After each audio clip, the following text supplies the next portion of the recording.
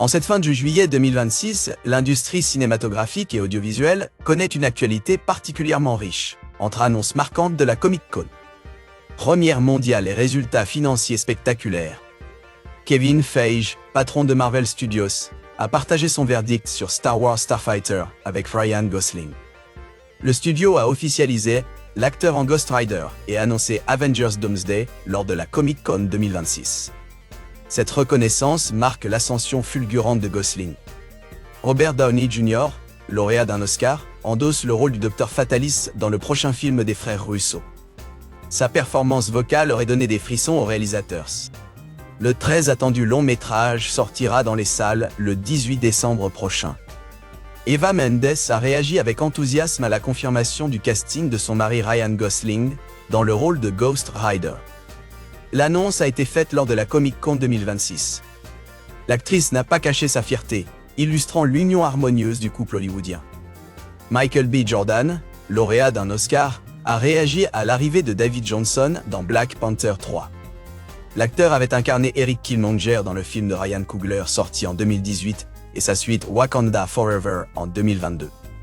Cette transmission générationnelle s'inscrit dans la continuité du MCU. Tom Holland, actuellement à l'affiche de Spider-Man Brand New Day, a déclaré vouloir incarner le héros Marvel aussi longtemps que possible. Présent à la première du 4e volet à Los Angeles, l'acteur britannique a confié son attachement profond à ce personnage emblématique. Spider-Man Brand New Day, réalisé par Destin Daniel Cretton et écrit par Chris McKenna, a vécu sa première mondiale à Los Angeles. Les premières réactions saluent unanimement ce nouvel opus comme le meilleur de la saga Tom Holland. Le film sortira le 31 juillet dans les salles. Tom Holland a précisé pourquoi Spider-Man Brand New Day se distingue des volets précédents. L'acteur a expliqué que le film explorait des thèmes plus matures et plus sombres, le rendant particulièrement proche des préoccupations des jeunes spectateurs et de la maturation du héros. Une possible indiscrétion a agité le tapis rouge de la première. Le musicien Steve Lacy aurait-il révélé par mégarde le rôle de Sadie Sink dans Spider-Man Brand New Day.